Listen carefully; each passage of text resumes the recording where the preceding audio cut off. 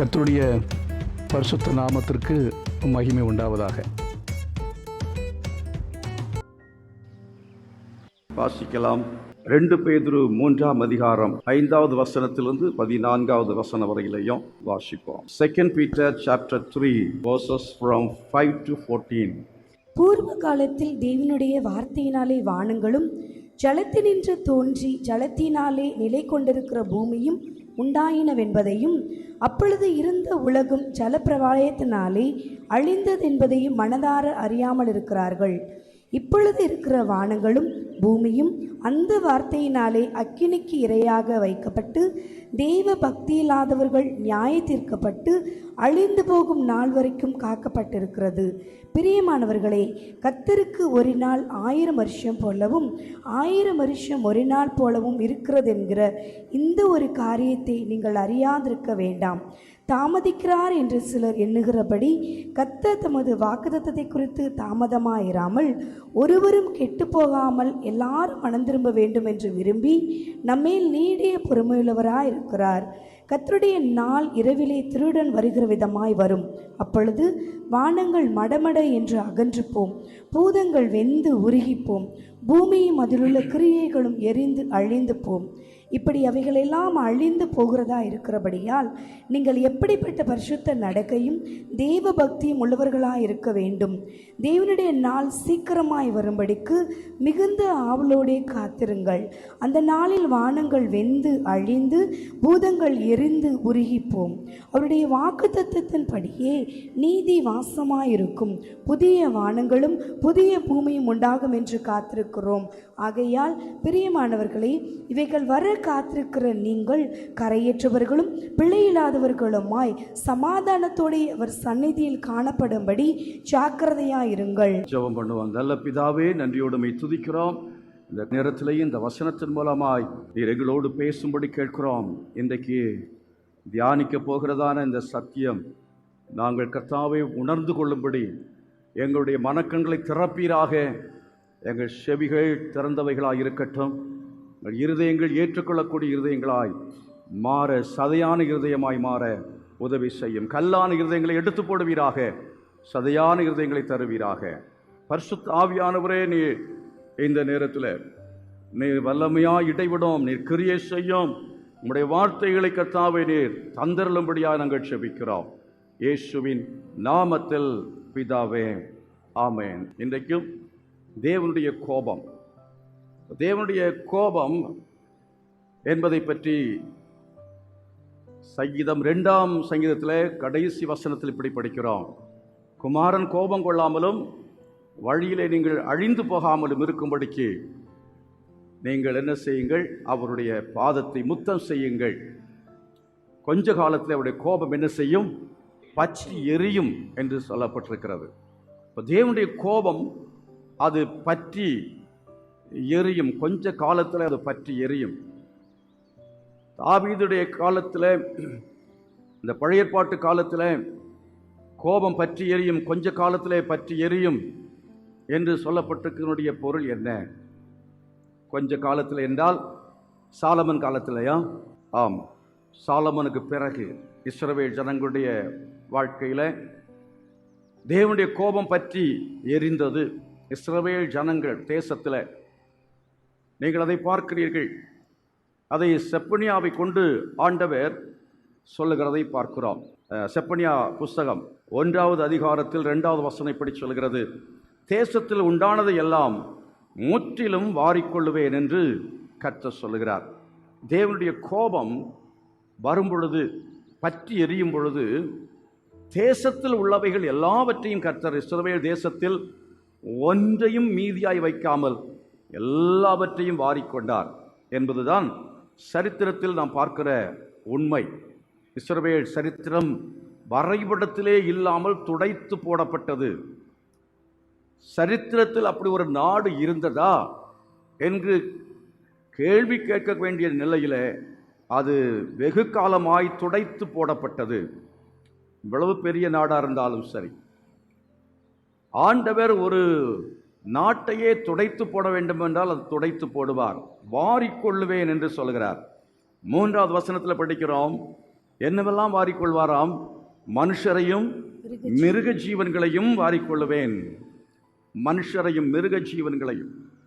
நான் ஆகாயத்து பறவைகளையும் சமுத்திர மச்சங்களையும் இடர்கிறதுக்கா ஏதுவானவைகளையும் துன்மார்க்கரோடே வாரிக்கொண்டு தேசத்தில் உண்டான மனுஷரை சங்காரம் பண்ணுவேன் என்று ஆண்டவர் சொல்கிறார். ஆகாயத்து பறவைகளையும் கூட ஆண்டவர் அப்படிப்பட்டதான காரியங்களை தேவன் சில இடங்களிலே அவர் செய்திருக்கிறார். தேவன் அப்படி செய்யும் பொழுது இதை விட அது கொடிய பயங்கரமான காரியமாக இருக்கும். அதாவது மனுஷர்கள் மிருகங்கள் மட்டுமல்ல, கடல் வாழ் இனங்களும் கூட அழிந்து போகக்கூடிய அளவிற்கு மகா பயங்கரமான ஒரு அழிவை, நாசத்தை ஆண்டவர் இங்கே சொல்லுகிறதை பார்க்கிறோம். சமுத்திரத்து மச்சங்களையும் இடகிறதுக்கு எதுவானவைகளையும் துன்மார்க்கரோடே வாரிக்கொண்டு என்று சொல்லுகிறதைனாலே துன்மார்க்கமாய் ஜீவிக்கிற மக்கள் எல்லாரையும் ஆண்டவர் என்ன செய்வாரா? தேவ கோபத்தினாலே அழிப்பேன் என்று சொல்லுகிறார். தேசத்தில் உண்டான மனுஷரை சங்காரம் பண்ணுவேன். 4ஆம் வசனம், நான் யூதாவின் மேலும் எருசலேமில் உள்ள எல்லா குடிகளின் மேலும் என் கையை நீட்டி. அர்த்தம் என்ன? யூதா மேலும் எருசலேமின் மேலும் என்று சொன்னால் தேவனுடைய சபை, தேவனுடைய ஜனங்கள் மேலும் என் கையை நான் நீட்டுவேன் என்று கர்த்தர் சொல்கிறார். ஏதோ துன்மார்க்கருக்கு மாத்திரமல்ல, தேவனுடைய ஜனங்கள் மேலும் தேவனுடைய கை நீட்டப்படுமாம். யூதாவின் மேலும் எருசலேமின் குடிகள் மேலும் என் கையை நான் நீட்டுவேன். பாகாலில் மீதியாயிருக்கிறதையும் ஆசாரியர்களுடைய கூட கெம்மரீம் என்பவர்களின் பெயரையும், கெம்மரீம் அது அந்நிய தெய்வத்தினுடைய பெயர், பாகால் அந்நிய தெய்வம். பாகாலில் மீதியாயிருக்கிறதையும் மீதியாயினும் இருக்கிறவைகளையும் கர்த்தர் என்ன செய்வாராம்? ஆண்டவர் துடைத்து போடுவார், வாரிக்கொள்ளுவார். 5ஆம் வசனம் சொல்கிறது, வீடுகளின் மேல் வானசேனையை பணிகிறவர்களையும் கர்த்தர் பேரில் ஆணையிட்டு மில்காமின் பேரிலும் ஆணையிட்டு பணிகிறவர்களையும். தேவனுடைய சபைக்கு வருவது எதற்காக என்று சொன்ன, ஏதோ கடமைக்காக தேவனுடைய ஜனங்கள் ஆலயத்துக்கு வருகிறார்கள். கொஞ்சம் லேட்டாக வந்துட்டு அவசரமாக வந்தோமா வந்துட்டு போயிட்டே இருக்கிறாங்க. போன உடனே அடுத்தது என்ன செய்ய வேண்டியது? வீட்டில் போன உடனே நம்ம டிவி ஆன் பண்ணி அங்கே உட்காந்துக்கிறோம். அதுக்கு பிறகு செகண்ட் சர்வீஸ், தேர்டு சர்வீஸ் எல்லாம் வீட்டில் நடக்கும். அது பாகாலுக்கு செய்கிற ஆராதனை, அப்புறம் மில்காமுக்கு செய்கிற ஆராதனை, வானசேனைக்கெல்லாம் செய்கிற ஆராதனை. வானசேனைன்னு சொன்னால் இங்கேருந்து சேட்டலைட் மூலமாக வரும். அந்த சேனை சேட்டலைட்டுக்கு செய்கிற ஆராதனை, வெப்சைட்டு, அப்புறம் எஸ்எம்எஸ், வாட்ஸ்அப், இதெல்லாம் வானசேனை கணக்கில் செய்கிறோம். இதுக்கெல்லாம் ஆராதனை. சில ஆட்கள் அந்த ஆராதனை இங்கே இருக்கும் பொழுதே செய்வாங்க. இருக்கிற சமயத்திலேயே செல்ஃபோனில் வாட்ஸ்அப் போயிட்டே இருக்கும், எஸ்எம்எஸ் போட்டு போயிட்டே இருக்கும். உட்காந்து வேறு வெப்சைட்டில் பார்க்குற ஆட்கள் அதையும் பார்த்துக்கிட்டு தான் இருப்பாங்க, யூடியூப்பில் போட்டு பார்த்துக்கிட்டு இருப்பாங்க. ரொம்ப வருத்தப்படக்கூடிய காரியங்களாக இருக்கிறது. ஆகவே ஆண்டவர் சொல்கிறார், இப்படி பட்ட ஆட்கள் எல்லாரையும் நான் என்ன செய்வேன்? 6ஆம் வசனத்தை பாருங்க. கர்த்தரை விட்டு பின்வாங்குகிறவர்கள், இவர்களுக்கு பெயர் என்னன்னா ஆண்டவரை விட்டு பின்வாங்குகிறவர்கள், தேவனுடைய அன்பை விட்டு பின்வாங்குகிறவர்கள். அப்படி பின்வாங்குகிற அனைவரையும், கர்த்தரை தேடாமலும் அவரை குறித்து விசாரியாமலும் இருக்கிறவர்கள் என்று வேதம் சொல்கிறது. கர்த்தரை தேடாதவர்கள். இப்பெல்லாம் நமக்கு ஜபத்திற்கு வருவதற்கு நேரம் இல்லை, உபவாச ஜபத்திற்கு வர நேரம் இல்லை. இப்பொழுது தினந்தோறும் ஜபம் வைத்திருக்கிறோம். வாரத்தில் ஒரு நாளாவது வந்து வர வேண்டும். அருமையானவர்களே, சிலர் இதை பற்றி யோசிக்காமல் இருக்கிறவர்கள் உண்டு. ஜபத்தை பற்றி கவலைப்படாதவர்கள் ஞாயிற்றுக்கிழமை ஆராதனைக்கு கூட யோசித்து தான் புறப்பட்டு வருவார்கள். வாரந்தோறும் தேவ சமூகத்துக்கு வராதவர்கள், தினந்தோறும் தேவ சமூகத்தில் முழங்கால் படி போட்டு ஜெபிக்காதவர்கள், வேத புத்தகத்தை திறந்து பார்க்காதவர்கள், வேத புத்தகத்தை ஆலயத்துக்கு கொண்டு வராதவர்கள், இப்படி சொல்லிக்கொண்டே போகலாம். கர்த்தரை தேடாதவர்கள், கர்த்தருடைய ஊழியத்தை பற்றி விசாரிக்காதவர்கள். தேவனுடைய ஆலயத்தை விசாரிக்க வேண்டும், தேவனுடைய ஊழியங்களை விசாரிக்க வேண்டும், தேவனுடைய காரியங்களை பற்றி விசாரிக்க வேண்டும். தேடாதவன் விசாரியாதவன், இந்த ரெண்டு சிம்டம்ஸும் எதை காட்டுகிறது என்று சொன்னால், அவர்கள் பின்வாங்கினவர்கள், பேக் ஸ்லைடிங், பின்மாற்றக்காரர்கள். ஏதோ சபைக்கு வந்துகிட்டு இருப்பார்கள், ஆனால் உண்மையில் பார்த்தா அவர்கள் வாழ்க்கையில் பின்மாற்றக்காரர்கள், குளிர்ந்து போனவர்கள். பரிசுத்த வேதாகமத்திலே வெளிப்படுத்துகிற விசேஷத்திலே எபேசு சபையை பற்றி ஆண்டவர் சொல்லுகிற சமயத்தில் அங்கே அந்த சபையை பற்றி இப்படி சொல்கிறார், ஆதி அன்பை விட்டாய் என்று உன் பேரில் எனக்கு குறை உண்டு என்று கர்த்தர் 2வது அதிகாரத்திலே சொல்லி இருக்கிறதை பார்க்க, 2:4 சொல்லியிருக்கிற, ஆதி அன்பை விட்டாய் என்று உன் பேரில் குறைவு எனக்கு உண்டு. The first love, ஆதி அன்பு. ஆதி அன்பு என்று சொன்னால் என்ன? ஒரு பையனும் ஒரு பெண்ணும் ஒருத்தர் பார்த்து விரும்புகிறாங்க. விரும்பி கல்யாணம் வரையிலேயும் அவங்களுடைய அன்பு பாசம் எப்படி இருக்கும்? எப்போ பார்க்கறது, எப்போ பேசுறது அப்படிங்கிற அந்த ஒரு அன்பு இருக்கிறது பாருங்க. அந்த அன்பு தான் ஆதி அன்பு. கல்யாணத்துக்கு பிறகு நாள் போக போக போக அன்பெல்லாம் வம்பா மாறும். டெய்லி சண்டை, டெய்லி பிரச்சனை. இதைத்தான் ஆண்டவர் சொல்றார், ஆதி அன்பை உன் விட்டாய் என்று உன் பேரில் குறை உண்டு. ஆதியில ஆண்டவரை ஏற்றுக்கொண்ட பொழுது, ஐயோ இது என்ன சொர்க்கமா இருக்கு, ரொம்ப நல்லா இருக்கு, பாட்டு என்ன ரொம்ப நல்லா இருக்கு, பிரசங்கம் சூப்பர், ரொம்ப நல்லா இருக்கு. இப்போ என்னன்னா டிவியில, யூடியூப்ல எல்லாமே அது இதெல்லாம் கொஞ்சம் கம்பேர் பண்றோம்.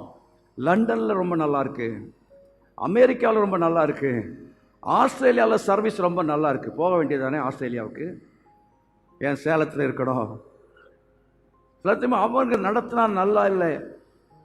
அந்த சபையில் அவங்க நடத்துறது மாதிரி இங்கே நடத்தலை. இந்த சபையில் ஆராதனை நடத்துகிறாங்க.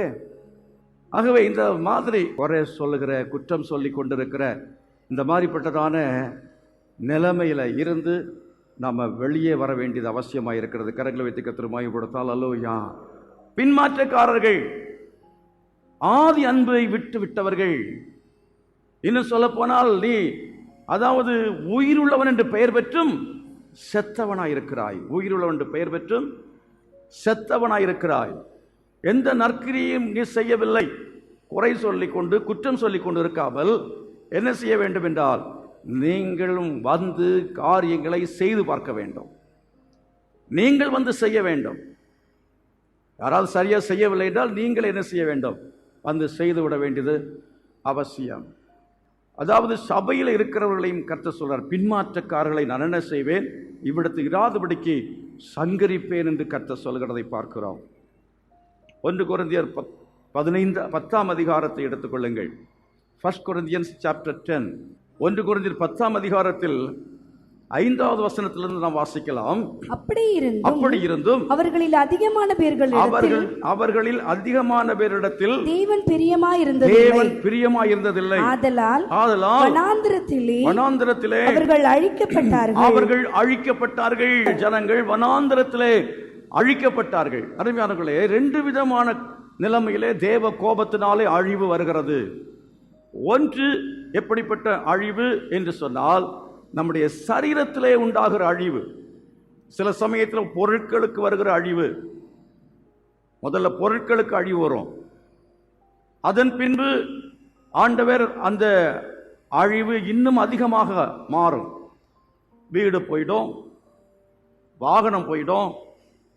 அதுக்கு பிறகு நம்முடைய சரீரத்தையே அழித்து போடுவார்.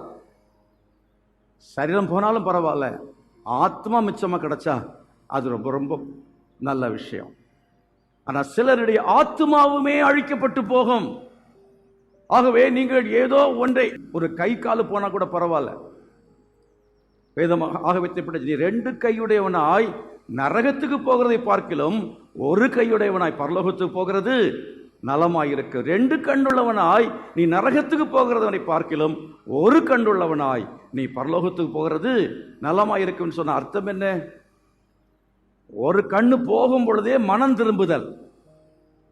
1 கண்ணு போகும் பொழுது, ஆண்டவரே நான் செய்த தவறுக்கு இவ்வளவு நாட்கள் நீ எச்சரித்தீர், எவ்வளவோ என்னோடு கூட நீ போராடி பார்த்தீர். தேவனுடைய ஆவி என்றென்றைக்கு மனுஷனோடு என்ன செய்வதில்லை? போராடுவதில்லை என்று சொல்கிறார். தேவனுடைய ஆவியானவர் அன்றைக்கு நோவா காலத்துக்கு முன்னாலே நோவா 120 வருடம் அவன் பிரசங்கம் பண்ணினார். 120 வருடம் பிரசங்கம் பண்ணான்ங்கிறது யாசேரின் புஸ்தகத்தில் இருக்கிறது. 120 வருஷம் அவன் பிரசங்கம் பண்ணினான். ஒருவரும் மனம் திரும்பவில்லை. அவ்விதமாக தேவனுடைய ஆவியானவர் போராடினார். தேவனுடைய ஆவியானவர் எச்சரித்தார். தேவ ஆவியானவர் எப்படி யுத்தம் பண்ணுவார்? தேவ ஆவியானவர் யுத்தம் பண்ணும் பொழுது கை உடையும், கால் உடையும், கண்ணுக்கு ஒரு பாதிப்பு வரும், இல்லை ஏதோ ஒரு வியாதி வரும், ஏதோ ஒரு பிரச்சனை நம்முடைய வாழ்க்கையில் வரும். இல்லை என்று சொன்னால் நம்முடைய வேலை இல்லாமல் போகலாம், வீடு நஷ்டமடையலாம், ஏதோ ஒரு பொருட்கள் நஷ்டமடைந்து போகலாம். அப்பொழுதே நாம் என்ன செய்ய வேண்டும் என்றால் மனம் திரும்ப வேண்டியது அவசியமாக இருக்கிறது. நீ மனம் திரும்பவில்லை என்றால் உன்னை நான் என்ன செய்வேன்? கட்டில் கடையாக்குவேன் என்று கர்த்தர் யேசபேலின் ஆவியை உடையதான சபைக்கு கர்த்தர் வெளிப்படுத்தின விசேஷத்திலே 2வது அதிகாரத்திலே 22வது வசனம் 21 வாசிக்கலாம். அவள் மனம் திரும்பும்படியாய் அவளுக்கு தவணை கொடுத்தேன். தன் வேசி மார்க்கத்தை விட்டு மனம் திரும்ப அவளுக்கு விருப்பமில்லை. இதோ நான் அவளை கட்டில் கடையாக்கி அவளுடனே விபச்சாரம் செய்தவர்கள் தங்கள் கிரியைகளை விட்டு மனம் திரும்பாவிட்டால் அவர்களையும் மிகுந்த உபத்திரவத்தை கொஞ்சம் முதலாவது என்ன செய்வார்னா சில கஷ்டங்களை கொடுப்பார், அதுக்கு பிறகு உபத்திரவங்களை கொடுப்பார், அதுக்கு பிறகு மிகுந்த உபத்திரவத்திலே தள்ளி அவளுடைய பிள்ளைகளையும் கொல்லவே சந்ததியை நான் அழிப்பேன். அப்பொழுது நானே உள்ளங்களையும் இருதயங்களையும் ஆராய்கிறவர் என்று எல்லா சபைகளும் அறிந்து கொள்ளும். போதும். ஆகவே ஆண்டவர் சொல்றார், மனம் திரும்பும்படியா நான் தவணை கொடுத்தேன், நான் கால அவகாசம் கொடுத்தேன். ஆண்டவர் உடனடியா கோபப்பட உடனே அழிக்க மாட்டார், உடனே கர்த்தர் தண்டிக்க மாட்டார். கர்த்தர் பேசுவார், வசனத்தின் மூலமாய் பேசுவார். 4 திசையிலையும் நம்ம திரும்புகிற பக்கமெல்லாம் கர்த்தருடைய சத்தம் கேட்கும். ஆண்டவர் நம்மோடு கூட பேசுவார். தேவனுடைய சத்தத்தை நாம் கேட்கும் பொழுது மனதை கடினப்படுத்தாமல், ஆண்டவரே நான் மனம் திரும்புகிறேன் என்று சொல்லி நாம் மனம் திரும்பும் பொழுது தேவனுடைய சபையிலே கடந்து வந்து ஆண்டுடைய சமூகத்தில் இருந்து வழிகளை அவர் கையில ஒப்பு கொடுத்து நாம் தேவனுக்காக ஜீவிப்பதற்கு நாம் துவங்குவோம் என்றால் ஆண்டவர் என்ன செய்வார் என்றால் நம்முடைய வாழ்க்கையில அவர் கிருபையை தருவார். அவர் இறங்குவேன் என்று சொல்லுகிறார். ஆமென். என் ஜனங்கள் தங்களை தாழ்த்தி தங்கள் பொல்லாத வழிகளை விட்டு திரும்பினால் நான் தேசத்துக்கு என்ன கொடுப்பேன்? க்ஷேமத்தை கொடுப்பேன் என்று சொல்கிறார். ஆண்டவர் நம்முடைய குடும்பத்துக்கு க்ஷேமத்தை கொடுப்பார். தேசமாய் ஜெபிக்கும் பொழுது, தேசம் தாழ்த்தும் பொழுது தேசத்திற்கு க்ஷேமத்தை கொடுப்பார். ஒரு தனிப்பட்ட மனுஷனாயிருந்தால் அவன் தேவ சமூகத்திலே தன்னை தாழ்த்தி ஜெபிக்கும் பொழுது ஆண்டவர் அவன் பொல்லாத வழிகளை விட்டு அவன் மனம் திரும்பும் பொழுது கர்த்தர் அவனுக்கு க்ஷேமத்தை கொடுப்பார். அவர் சொன்ன ஆக்கினை தீர்ப்பு செய்வேன் என்று அவர் தீர்மானித்த அந்த ஆக்கினையிலிருந்து அவனை தேவன் தப்பு வைப்பார். 1 கொரிந்தியர் 10ஆம் அதிகாரத்தில் நாம் என்ன வாசிக்கிறோம்? அவர் ஆதலால் வனாந்திரத்தில் அவர் என்ன செய்யப்பட்டார்கள்? அழிக்கப்பட்டார்கள். சரீர பிரகாரமாக ஏற்படுகிற அழிவு அது பரவாயில்லை. கையோ கண்ணோ காலோ போச்சுன்னா பரவாயில்ல. சில சமயத்தில் சில பெற்றோர், ரட்சிக்கப்பட்ட பெற்றோர் ஜெபம், ஆண்டவரே என் பையனுக்கு கையோ கண்ணோ காலோ போனா கூட பரவாயில்ல, அவன் ரட்சிப்புக்குள்ள வந்தா போதும், அவன் உயிரை நீர் எடுத்துடக்கூடாது,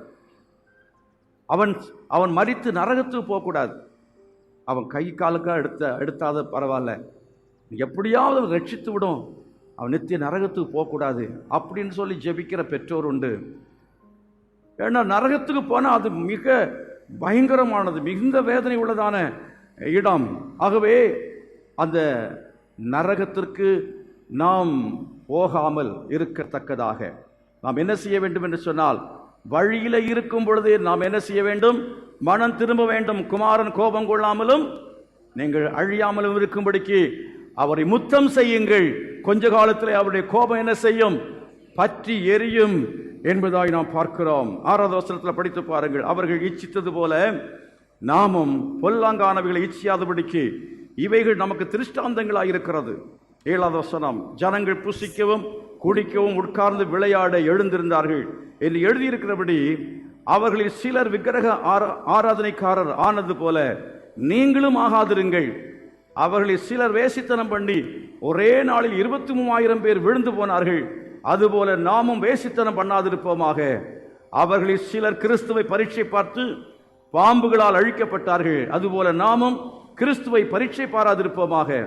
அவர்களில் சிலர் முறுமுறுத்து சங்காரக்காரனாலே அழிக்கப்பட்டார்கள். அதுபோல நீங்களும் முறுமுறுக்காதுங்கள். இவைகளெல்லாம் திருஷ்டாந்தங்களாக அவர்களுக்கு சம்பவித்தது. உலகத்தின் முடிவு காலத்தில் உள்ள நமக்கு எச்சரிப்பு உண்டாகும்படி எழுதப்பட்டிருக்கிறது என்று நாம் வாசிக்கிறோம். செப்பனியாவின் புஸ்தகத்தில் படிக்கிறோம். அந்த நாள் ஐயோ என்று ஆண்டவர் சொல்லுகிறார். பயங்கரமான நியாய தீர்ப்பின் நாள் வரும்பொழுது வேதனை, ஒரு துன்பம் என்பது சொல்லவே முடியாது. அப்படிப்பட்டதான துன்பத்திற்குள்ளாலே நாம் அகப்படாமல் இருக்க வேண்டும் என்றால், சர்ற அழிவுகள் நமக்கு வராமல் இருக்க வேண்டும் என்றால், சரீர நஷ்டங்களை கர்த்தர் அனுமதிக்காமல் இருக்க வேண்டும் என்று சொன்னால், ஒருவேளை யோபுவை போல நம்முடைய வாழ்க்கையில சில கஷ்டங்களை தேவன் அனுமதித்து நம்முடைய உத்தமத்தின் நிமித்தமாக பிசாசு சோதனைக்காக உத்தரவு கேட்டு நாம் புடமிடப்பட்டால் இன்னும் பொன்னாக நாம் மாறுவோம். பரலோகத்தில் கர்த்தர் பல மடங்கு ஆசீர்வாதத்தை பரலோகத்தில் தருவார். அது மாத்திரமல்ல, அந்த துன்பத்தின் மத்தியில, கஷ்டத்தின் மத்தியில கர்த்தர் நம்மோடு கூட இருந்து நம்மை நடத்துவார். அவருடைய பிரசன்னம் நம்மோடு கூட இருக்கும். அவருடைய சமாதானத்தை கர்த்தர் நமக்கு தருவார்.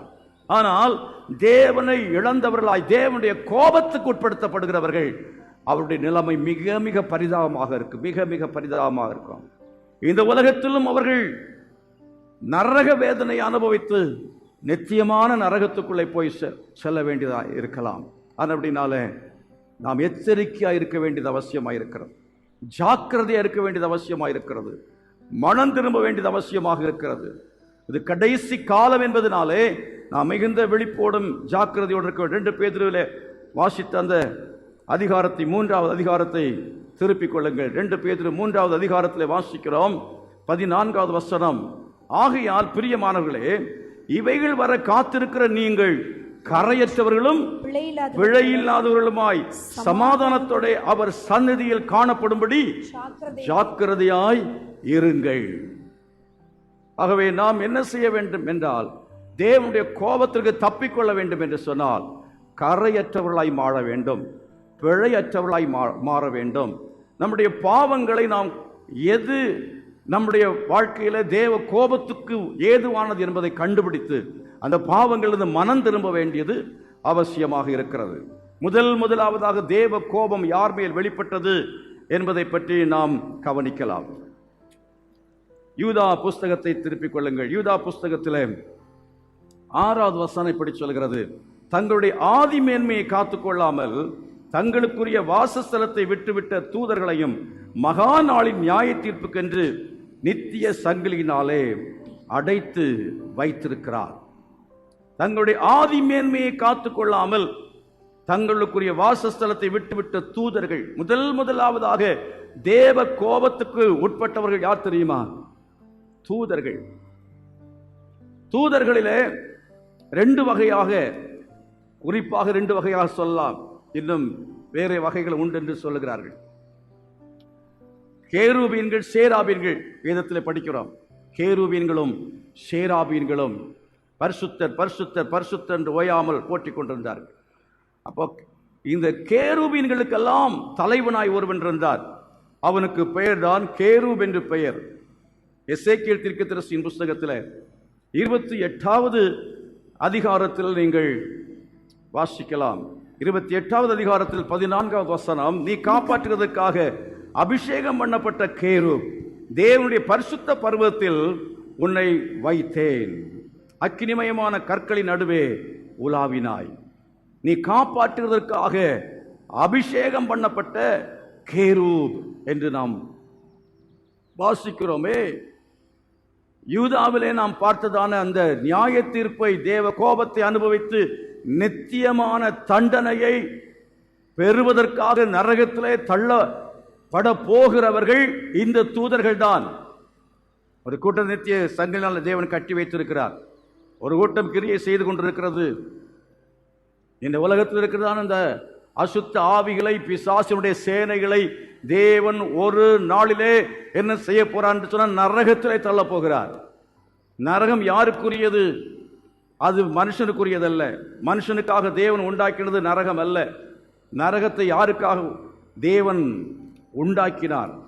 யாருக்காக தேவன் அந்த நரகத்தை ஏற்படுத்தி இருக்கிறார் என்பதை மத்தேயு சுவிசேஷத்தில் எடுத்து வாசித்து பாருங்கள். மத்தேயு சுவிசேஷத்தில் 25வது அதிகாரத்தில் 41. அப்பொழுது இடது பக்கத்தில் இருக்கிறவர்களை பார்த்து அவர், சபிக்கப்பட்டவர்களே என்னை விட்டு பிசாசுக்காகவும் அவன் தூதர்களுக்காகவும் ஆயத்தம் பண்ணப்பட்டிருக்கிற நித்திய அக்கினியிலே போங்கள். நரகம் எப்படிப்பட்டதாம்? நித்திய அக்கினி. வேதம் சொல்கிறது கொஞ்ச நாள் மட்டும் எரிகிற அக்கினி அல்ல, நித்தியமான அக்கினி. அந்த நித்திய அக்கினிக்கு போங்கள். யாருக்காக உண்டாக்கப்பட்டது? பிசாசுக்காகவும் அவன் தூதர்களுக்காகவும். ஆண்டவர் ஏன் பிசாசுக்காகவும் அவன் தூதர்களுக்காகவும் கர்த்தர் உண்டாக்கினார் என்பதை பற்றி நாம் பார்க்கும்போது ஏசாயா 14ஆம் அதிகாரத்திலே 13, 14 வசனங்கள் சொல்லுகிறது. அவனுடைய முரட்டாட்டத்தினாலே, அவனுடைய முரட்டாட்டம் என்கிற பாவம்தான் அவனை அந்த நரகத்துக்குரியவனாய் மாற்றியது. தேவனுடைய கோபத்தினாலே அவன் நித்தியமான நரகத்துக்குரியவனாய் மாறுவதற்கு காரணம் என்ன? அவனுடைய நிலை உயர்ந்த நிலை, உன்னதமான நிலைமையில் வைக்கப்பட்டிருந்தார். நீங்கள் ஏசாயா தீர்க்கதரிசியின் புஸ்தகத்தை எடுத்துக்கொள்ளுங்கள். 14வது அதிகாரத்தை பாருங்கள். இந்த 14ஆம் அதிகாரத்தில் அவனை பற்றி என்ன சொல்லப்பட்டிருக்கிறது? அவன் அதிகாலையின் மகனாகிய விடிவெள்ளி என்று சொல்லி பார்க்கிறோம். ஏசாயா 54ஆம் அதிகாரத்தில் 12வது வசனத்தில் நாம் படிக்கிறோம், அதிகாலையின் மகனாகிய விடிவெள்ளியே நீ வானத்திலிருந்து விழுந்தாயே. அப்படின்னு அர்த்தம் என்ன? அவன் உயரத்தில் இருந்தவன், அவன் உயர்த்தி வைக்கப்பட்ட வானத்திலிருந்து விழுந்தாயே. அநேகரை கர்த்தர் என்ன செய்கிறார் என்றால் பயன்படுத்தி என்ன செய்கிறார்? உயரத்து கொண்டு போகிறார். அவங்க மேலே போனதுக்கு பிறகு கீழே வீழ்ந்து விடுகிறார்கள். ஒன்றுமில்லாத நிலைமையிலே இருக்கிறவர் எத்தனையோ ஊழியர்களாக இருக்கிறவர்களை ஆண்டவர் நன்றாக பயன்படுத்தும் பொழுது என்ன செய்கிறார் என்றால் அவர்கள் கடைசியாக சாத்தான் அவளை விழுங்கி போட்டு அவர் நிரந்தரமாக நரகத்துக்கு போகிறதை பார்க்கிறோம். அநேக விசுவாசிகளுடைய வாழ்க்கையிலையும் அவர்கள் கர்த்தருக்காக பயன்பட்ட விசுவாசிகள், ஆண்டவருக்கு என்று பிரயோஜனப்பட்டவர்கள், எத்தனையோ ஆத்துமாக்களை ஆதாயம் செய்தவர்கள், அவர்கள் பிசாசினாலே விழுங்கப்பட்டு போனார்கள். பிசாசு அவர்களை வீழ்த்தி விட்டதை நாம் பார்க்கிறோம். நீங்கள் வெளிப்படுத்தின விசேஷத்திலே வாசிக்கிற சமயத்தில் 12வது அதிகாரத்தை பாருங்கள். 12ஆம் அதிகாரத்தில் 4வது வசனம் சொல்கிறது, அதன் வால் வானத்தின் நட்சத்திரங்களில் 1/3 பங்கை இழுத்து அவைகளை பூமியிலே விழத்தள்ளிட்டு என்று சொல்லி பார்க்கிறோம். 1/3 பங்கு பரிசுத்தவான்களை பிசாசு அவன் விழத்தள்ளுவான் என்பதுதான் தீர்க்க தரிசனமாய் அங்கே சொல்லப்பட்டிருக்கிறது. நிறைய பேர் விழுந்து போகிறார்கள். விசுவாசிகள் நாம் மிகவும் ஜாக்கிரதையாக இருக்க வேண்டியது அவசியமாக இருக்கிறது. ஊழியர்களாகிய நாம் மிகவும் ஜாக்கிரதையாக இருக்க வேண்டியது அவசியமாக இருக்கிறது. எவனை விழுங்கலாமோ என்று பிசாசு என்ன செய்கிறான்? வகை தேடி அவன் சுற்றித் திரிகிறான். எவனை விழுங்கலாமோ என்று அவன் வகை தேடி சுற்றித் திரிகிறான். அவருடைய மாய வலைக்குள்ளே நாம் அகப்பட்டு விடாமல் இருக்க வேண்டும் என்றால் அவருடைய உன்னதமானுடைய மறைவிலே நாம் இருக்க வேண்டியது அவசியம். 91ஆம் சங்கீதத்தில் 1வது வசனம் சொல்கிறது, உன்னதமானவரை மறைவில் இருக்கிறவன் சர்வ வல்லவரின் நிழலில் தங்குவான். அவர் உன்னை வேடனுடைய கண்ணிக்கும் பாழாக்கு கொள்ளை நோக்கியும் உன்னை தப்பு வைப்பார். உன்னதமானவரின் மறைவு என்று சொன்னால் என்ன? நான் சொன்ன பாருங்க, முதல்ல அந்த மகா பரிசுத்த ஸ்தலம், அல்லேலூயா, அந்த மகா பரிசுத்த ஸ்தலத்துக்குள்ள யார் இருக்கிறாங்களோ அவர்களை பிசாசு தொடவே முடியாது. அவர்களுக்கு எந்த பிசாசு கண்ணியும் மேற்கொள்ளாது. அவர்கள் வலது பக்கத்தில் 1000 இடதுபுறத்தில் 10,000 விழுந்தாலும் அவளை அணுகாது. வாதை அவருடைய கூடாரத்திலே நெருங்காது. கர்த்தரை மகிமைப்படுத்தும். ஹல்லேலூயா. உங்கள் வீட்டிலே மகா பரிசுத்த ஸ்தலத்தினுடைய அனுபவம் இருக்க வேண்டும். நம்முடைய வீட்டில் தேவனுடைய மகிமை தங்கி இருக்க வேண்டும். தேவனுடைய பிரசன்னம் இருக்க வேண்டும். அக்னி ஸ்தம்பமும் மேக ஸ்தம்பமும் இஸ்ரவேல் ஜனங்களை வழிநடத்தினது போல கர்த்தர் உங்களை என்ன செய்வார்? அவருடைய அக்கினி ஸ்தம்பத்தினாலே, மேக ஸ்தம்பத்தினாலே தினந்தோறும் வழிநடத்தத்தக்கதாக ஆசரிப்பு கூடாரத்தின் மேல் அந்த மகிமை தங்கியிருந்தது போல நம்முடைய வீட்டின் மேல தேவ மகிமை தங்கியிருப்பதாக, நம்முடைய தலையின் மேல தேவ மகிமை தங்கியிருந்தது போல தேவ மகிமை நம்முடைய தலையின் மேல தங்கியிருப்பதாக, நம்முடைய பிள்ளைகள் மேல தேவனுடைய மகிமை தங்கியிருப்பதாக. அப்படி தங்கி இருக்கும் பொழுது கர்த்தர் என்ன செய்வார் என்றால், வேடனுடைய கண்ணிக்கும் பாழாக்கும் கொள்ளை நோக்கியும் என்ன செய்வார்? அவர் தப்பு வைப்பார். கரங்களை கொட்டி கர்த்தரை மகிமைப்படுத்த ஹல்லேலூயா. உன்னதமான மறைவு என்று சொன்னால் என்ன? தீங்கு நாளில் அவர் தம்முடைய கூடாரத்தில் மறைத்து கண்மலையின் மேல் என்ன செய்வாராம்? உயர்த்துவார். What does it mean? எதை பற்றி அந்த வசனம் சொல்கிறது? கூடாரம் என்பதற்கு ஆங்கிலத்திலே டேபர்நாக்கிள் என்று சொல்லப்பட்டிருக்கிறது. டேபர்நாக்கிள் என்றால் ஆசரிப்பு கூடாரம். ஆகவே தான் சொல்கிறேன், ஆசரிப்பு கூடாரத்தின் அனுபவம், ஆசரிப்பு கூடாரத்திலே மகா பரிசுத்த ஸ்தலத்தின் அனுபவம். ஆலயத்திலே நீங்கள் வரும் பொழுது ஆலயத்திலே நீங்கள் தேவ மகிமையை அனுபவிக்க வேண்டும். தேவனுடைய பிரசன்னத்தின் நிறைவு, அதனால திருப்தி அடைய வேண்டும். அப்படி ஆலயத்தின் நன்மையினால் என்ன செய்கிறேன்? திருப்தி அடைகிறேன் என்று சொல்லி தாவீது சொல்லுகிறது போல நம்முடைய வாழ்க்கையில தேவனுடைய ஆலயத்திலே நாம் என்ன செய்ய வேண்டும் என்றால் வந்து காத்திருக்க வேண்டும். 9:30 மணிக்கு முன்பதாகவே காத்திருக்க வேண்டும். வந்து நம்ம காத்திருப்போம் என்று சொன்னால் உண்மையாகவே அப்படிப்பட்ட நிலைமையிலே வாஞ்சையோடு வந்திருக்கிறவர்கள், தாகத்தோடு வந்து காத்திருக்கிற தேவனுடைய பிள்ளைகளுடைய வாழ்க்கையிலே அவர்கள் தேவ பிரசன்னத்தை முழுமையாய் பெற்று அனுபவிப்பார்கள். அவருடைய வாழ்க்கையிலே பிசாசு அவர்களை மேற்கொள்ள முடியாது, ஜெயம் எடுக்க முடியாது. அவன் அவர்களுடைய வாழ்க்கையிலே எந்த தீமையும் செய்ய முடியாதபடி கர்த்தர் அவர்களுக்கு கோட்டையாயிருப்பார். நான் கர்த்தர் நோக்கி நீரன் கோட்டை, என் தேவன் நான் நம்பி இருக்கிறவன் என்று சொல்லுவேன் என்று தைரியமாய் சொல்ல முடியும். கரங்களை வைத்து கர்த்தரை மையப்படுத்துவோமா? சத்தமா சொல்லுவோம் ஹல்லேலூயா. அப்படின்னா அருமையானவர்களே, பிசாசு நம்மை வீழ்த்தி விடாதபடிக்கு நாம் ஜாக்கிரதையாக இருக்க வேண்டியது அவசியமாக இருக்கிறது. உயரத்திலே கர்த்தர் நம்மை வைக்க விரும்புகிறார். உயரத்திலே தேவன் நம்மை வைக்க விரும்புகிறார். விடிவெள்ளி என்று கர்த்தர் சொல்லுகிறார். ஆண்டவர் நம்மை அவிதமாய் பயன்படுத்தும் பொழுது நம்மை வீழ்த்தும்படியாய் பிசாசு அவன் என்ன செய்வான்? முயற்சி செய்வான். விசுவாசிகளாக இருக்கு. பாலாசி லார் என்ற ஒரு ஊழியரை பற்றி அநேகர் தெரிந்திருப்பீர்கள். கடைசியில் நன்றாக பயன்பட்டார், வல்லமையாய் பயன்படுத்தப்பட்டார். அதை போல இன்னொருவர் அதுக்கு பிறகு எழும்பவில்லை என்றே சொல்ல வேண்டும். இந்தியாவில் அவ்வளவு வல்லமையாய் பயன்படுத்தப்பட்டார். கடைசியில் முத்துகிருஷ்ண பாலாசி லார் என்று பெயரையே கூட மாற்றிவிட்டார். என்கிற நிலைமையில பின்மாற்றத்துக்கு போனார், வீழ்ந்து போனார். உபதேசத்தில் குழப்பங்கள், மாற்றங்கள், பல தவறான காரியங்கள், தவறான தீர்க்க தரிசனங்கள், தவறான வெளிப்பாடுகள். இயேசு இந்த நாளில் வருவார், அந்த நாளில் வருவார் என்றெல்லாம் சொல்லி இயேசு வரவில்லை. கடைசியில் நானே தான் இயேசுன்னு சொல்லிவிட்டார். அப்படிப்பட்ட பரிதாபமான நிலைமையில் இந்த உலகத்தில் நிறைய ஊழியர்கள் ஆண்டவரை விட்டு விலகி போயிருக்கிறார்கள். ஆண்டவரால் பயன்படுத்தப்பட்ட விடிவெள்ளி நட்சத்திரங்கள் அமிதமாய் அவர்கள் போறது காரணம் என்ன? ஏன் விசுவாசிகள் வீழ்ச்சி அடைகிறார்கள்? ஏன் ஊழியர்களை பிசாசு வீழ்த்த முடிகிறது? காரணம் என்ன தெரியுமா? பேராசை. அதுதான் காரணம். ஏசாயா 14ஆம் அதிகாரத்தில் 13ஆம் வசனத்தை வாசித்து பாருங்கள். நான் வானத்துக்கு ஏறுவேன், தேவனுடைய நட்சத்திரங்களுக்கு மேலாக என் சிங்காசனத்தை உயர்த்துவேன், வடபுறங்களில் உள்ள ஆராதனை கூட்டத்தின் பர்வத்திலே வீற்றிருப்பேன்.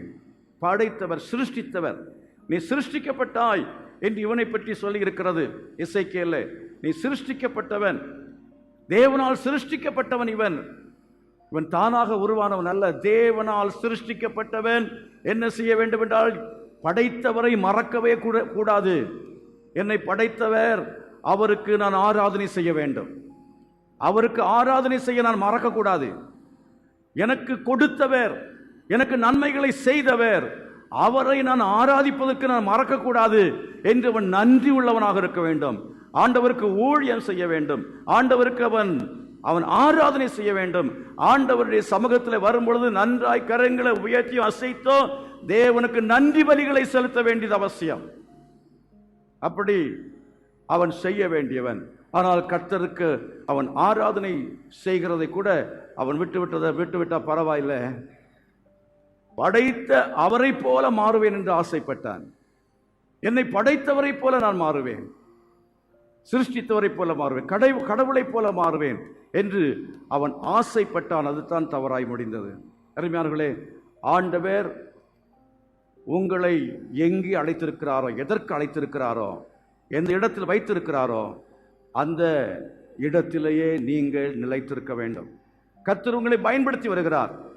தேவன் உங்களை உயர்த்தி வைத்திருக்கிறார். தேவன் கொடுத்த நன்மைகள் போதும், அதற்கு மேல் கர்த்தர் கொடுக்கிற நன்மைகள் கொடுக்கட்டும் என்று சொல்லி நீங்கள் பொறுமையாய் காத்திருங்கள். நீங்களாக வானத்துக்கு ஏறுவேன் என்று ஏறக்கூடாது. அவனை போல மாறுவேன். யாரை போல? பக்கத்து வீட்டார் போல நானும் என்ன செய்வேன் என்றால் வீடு கட்டுவேன், அவனை போல நான் வாகனம் வாங்குவேன் என்பதுதான் பேராசை. உங்களுக்கு தகுதியா இருந்தால், உங்களுக்கு ஆண்டவர் கொடுப்பார் என்றால், உங்களுக்கு தேவையா இருந்தால் நீங்கள் வாங்குவது தவறல்ல, நீங்கள் கட்டுவது தவறல்ல.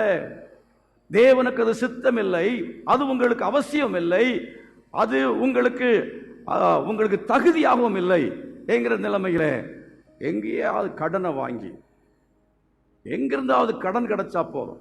எனக்கு டெய்லி ஒரு ஃபோன் வரும், ஒவ்வொரு பேங்க்ல இருந்து ஃபோன் வரும், உங்களுக்கு லோன் கொடுக்குறோம் அந்த வாங்கி கொள்ளுங்கள் என்று சொல்லி. லோன் கொடுக்கறதுக்கு நிறைய பேர் ரெடியாக இருக்கிறாங்க.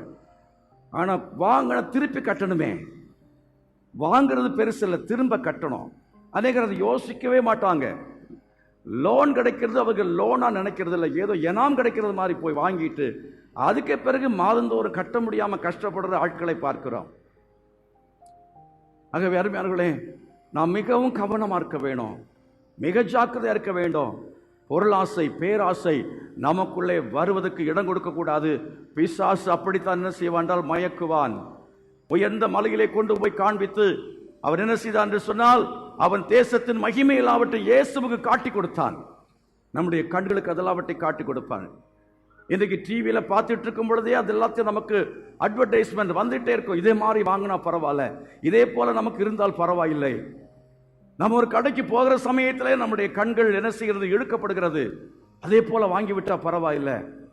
அது தகுதியா இருக்குமா, பணம் இருக்கிறதா, கடன் வாங்கினா கட்ட முடியுமா, இதெல்லாம் யோசிக்கிறதே இல்லை. பேராசை கடைசியில் பெரும் நஷ்டமாய் போய்விடுகிறது. அநேகர் அது நிமித்தமாய் அவங்க வாழ்க்கையை இழந்து போகிறார்கள். குடும்பம், பிள்ளைகள் எல்லாத்தையும் இழந்து போகிறார்கள். மொத்தமா சேர்ந்து கடைசி தற்கொலை செய்து மரித்து போகிறார்கள். காரணம் என்ன? பேராசை தான். பேராசை வந்த பிறகு என்ன நடக்கும்? இப்ப வேலை செஞ்சிட்டு இருக்கிற இடத்துல இவங்களுக்கு என்னன்னா, அங்கெல்லாம் கடன் வாங்கியாச்சு, அவங்கள போல மாறணும், இவங்கள போல கார் வாங்கணும், அவங்கள போல வீடு கட்டணும் எண்ணம் உள்ளுக்குள்ளால் இருக்கு. இவங்களுக்கு எவ்வளவு சம்பளம் கொடுத்தாலும் முதலாளியே அவங்க பாராட்ட மாட்டாங்க. உங்களுக்கு பத்தாது, எனக்கு இன்னும் கொடுக்கலையே, அவர் நல்லா இருக்கிறாரு, எனக்கு இன்னும் கொஞ்சம் கூட கொடுத்தா நல்லா இருக்கும். இதுதான் மனசுக்குள்ள ஓடிக்கிட்டு இருக்கோம். அதை மனதுக்குள்ள வைத்துக்கொண்டு என்ன செய்வார் என்று சொன்னால் பேசிக்கொண்டே இருப்பார்கள். முதலாளிக்கு விரோதமாக பேசுவார்கள், வேலை செய்கிற இடத்துக்கு எதிராக பேசுவார்கள், இருதயத்தில் பேசி பேசி பேசி கடைசி என்ன செய்வார்கள் என்று சொன்னால் அவர்கள் செயலிலே காண்பிப்பார்கள். அதுதான் இங்கே நடந்தது. யாருக்கு நடந்து தெரியுமா? பிசாசு செய்தது. பிசாசு உள்ளத்தில் பேசினா முதல்ல அவனுக்குள்ள விரக்தி, ஆண்டவரை பற்றி அவனுக்குள்ள ஒரு விரக்தியான எண்ணங்கள். அவர் எனக்கு அதை செய்யலை, இதை செய்யலை அப்படின்னு சொல்லி ஆண்டவரை பற்றி தவறாக உள்ளத்துக்குள்ளே பேசினான். அப்படித்தான் வசனம் சொல்ல நேரம் இல்லை, அப்படி நான் வேகமாக போகிறேன். இருதயத்தில் அவன் என்ன செய்தான் சொன்னான், இருதயத்துக்குள்ளே அவன் பேசிக் கொண்டிருந்தான். அது அவனுடைய செயல்பாட்டில் மாறியது. அதுக்கு பேர் தான் முரட்டாட்டம். இந்த முரட்டாட்டமான சுபாவம் நமக்குள்ள வராதபடிக்கு எச்சரிக்கையாக இருக்க வேண்டும். வேலை செய்கிற இடத்துல முரட்டாட்டம் பண்ணாமல் உங்களுக்கு கொடுக்கப்பட்டதான வேலைகளை பொறுப்போடு உத்தரவாதத்தோடு செய்ய வேண்டுமே தவிர, நீங்கள் அங்கே முரட்டாட்டம் பண்ணிவிடு என்று சொன்னால் நிச்சயமாகவே நம்முடைய வாழ்க்கையில் அழிவு வரும் என்பதில் சந்தேகம் இல்லை. நான் ஏறுவேன் அப்படின்னு சொன்னா என்ன? அது எதை மேட்டிமையை காட்டுகிறது. அவனுடைய வாழ்க்கையில் மேட்டிமை அவனை அழிய செய்தது. யாரெல்லாம் மேட்டிமை உள்ளவங்களை மாறினாங்களோ அவங்களை அழிந்து போயிருக்கிறார்கள். அருமையானவர்களே, நம்ம வாழ்க்கையில முரட்டாட்டத்துக்கு இடம் கொடுக்க வேண்டாம். நம்முடைய வாழ்க்கையில நாம் பெருமைக்கு நாம் இடம் கொடுக்க வேண்டாம். நம்முடைய வாழ்க்கையில நாம் பேராசைகளுக்கு இடம் கொடுக்க வேண்டாம். ஆண்டவரே, என்னுடைய வாழ்க்கையில் இவைகள் வராதபடி காத்துக்கொள்ளும் என்று சொல்லுகிறவர்கள் தேவ சமூகத்தில் எழும்பி, ஆண்டவரே உம்முடைய சமூகத்தில் நான் இப்பொழுது ஜெபிக்கிறேன். என்மேல் கோபாக்கினி வராதபடிக்கு, என் குடும்பத்துக்கு அழிவு வராதபடிக்கு, என்னுடைய ஆத்துமா அழிந்து போகாதபடிக்கு, கெட்டு போகாதபடிக்கு நீர் என்னை பாதுகாத்துக் கொள்ளும் என்று சொல்லி ஒப்பு கொடுக்கிறவர்கள் கரங்களை வைத்து சொல்லுங்க. என்னுடைய வாழ்க்கையில் முரட்டாட்டம் வரக்கூடாதப்பா, பேராசை வரக்கூடாது, பெருமை வரக்கூடாது, சுயம் வரக்கூடாது. நீர் காத்துக்கொள்ளுங்க, காத்துக்கொள்ளுங்க. எனக்குரியதெல்லாம் எனக்கு என்கிற நிலைமையில பிசாசு கடைசியாய் செயல்பட்டார். கேருபா இருந்தவரிடத்தில் எல்லாவற்றையும் கர்த்தர் கொடுத்திருந்தார். அவனுடைய அதிகாரங்களை பகிர்ந்து கொடுக்கவில்லை, அவனுடைய திறமைகளை பகிர்ந்து கொடுக்கவில்லை, அவனுடைய செல்வத்தை அவன் பகிர்ந்து கொடுக்கவில்லை. அவனுக்கு எல்லாம் பத்திரப்படுத்தப்பட்டிருந்தது. தேவன் கொடுத்திருக்கிறதான எல்லா விதமான செல்வங்களும், முத்துக்களானாலும் செல்வங்களானாலும் திறமைகளானாலும் எதுவானாலும் நமக்குரியதல்ல. அவைகள் கர்த்தருக்கென்று பயன்படுத்தப்பட வேண்டும். அது மற்றவர்களுக்கு பிரயோஜனப்படுத்தப்பட வேண்டும்.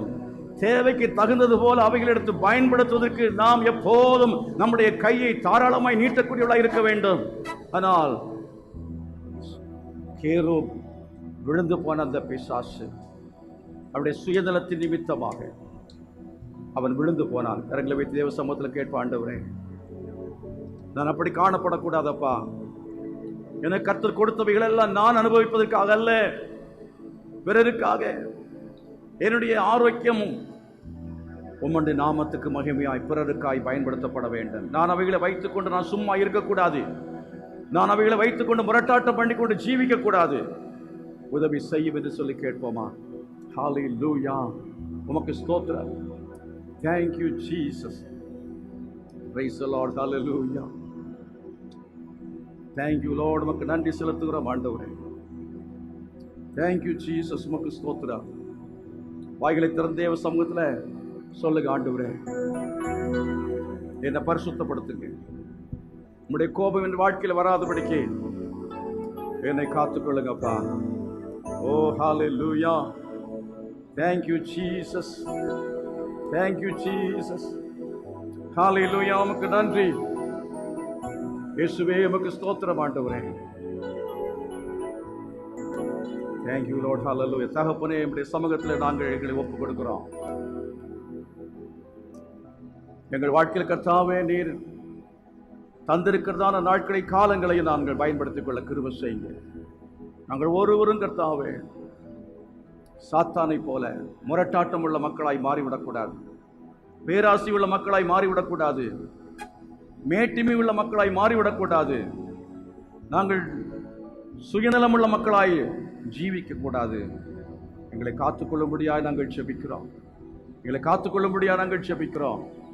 அங்கு இன்னும் பரிசுத்தமாக வேண்டும், இன்னும் பரிசுத்தம் அடைய வேண்டும், இன்னும் கிட்டி சேரும்படியாக கிருபை செய்வீராக. ஓ உம்மை கர்த்தாவே பற்றி கொள்ளும்படியாக உதவி செய்வீராக. பிரசன்னம் எங்கள் மேல் இறங்கும்படியாக நாங்கள் ஜெபிக்கிறோம். எங்களை உம்முடைய சாயலால் மாற்றும்படியாய் நாங்கள் ஜெபிக்கிறோம் ஆண்டவரே. உம்முடைய சாயலால் எங்களை மாற்றுவீராக, மாற்றுவீராக, மாற்றுவீராக. இயேசுவே உமக்கு ஸ்தோத்திரம். Thank you Jesus.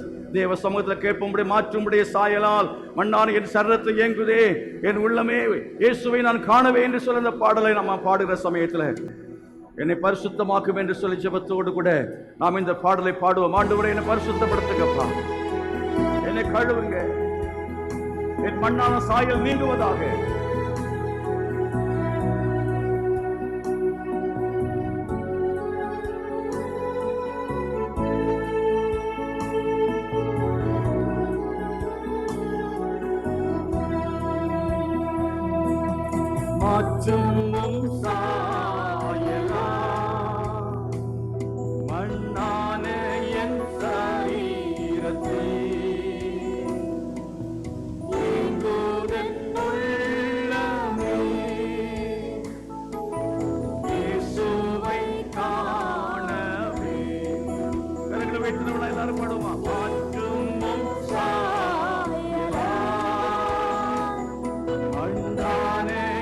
சரீரத்தே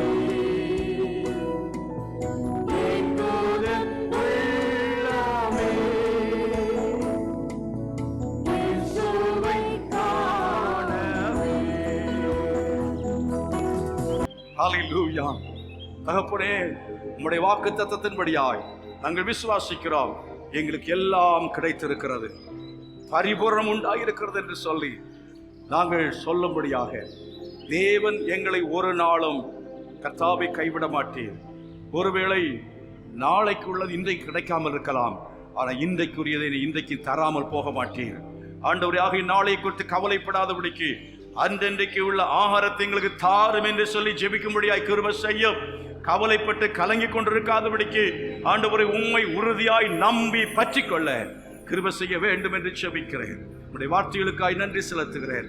இயேசுவின் நாமத்தில் பிதாவே, ஆமென். கர்த்தருடைய வார்த்தைகளுக்காய் கரங்களை கொட்டி கர்த்தரை மகிமைப்படுத்துங்கள். ஆமென், ஹல்லேலூயா. நம்முடைய கர்த்தராகிய இருக்கிற இயேசு கிறிஸ்துவின் கிருபையும் பிதாவாகிய தேவனுடைய அன்பும் பரிசுத்த ஆவியானவருடைய அந்யோன்ய ஐக்கியமும் சமாதானம் பாதுகாவலும் நம் அனைவரோடும் சகல பரிசுத்தவான்களுடன் கூட இன்று என்னைக்கும் ஆண்டவராகிய இயேசு கிறிஸ்துவின் வருகை மட்டும் நிலைத்திருப்பதாக. ஆமென். God bless you. கர்த்தர் ஆசீர்வதிப்பார்.